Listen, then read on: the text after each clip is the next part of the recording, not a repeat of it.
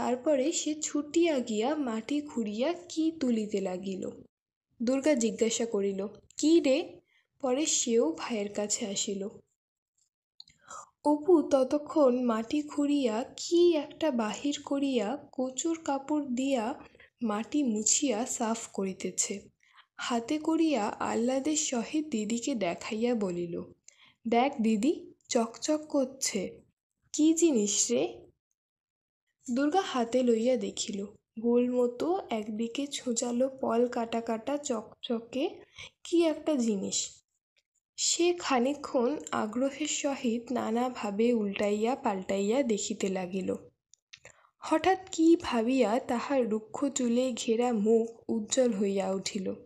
সে ভয় ভয় চারিদিকে চাহিয়া দেখিল কেহ দেখিতেছে কিনা। অপু, এটা বোধহয় হিরে। চুপ কর, চেঁচাস নে।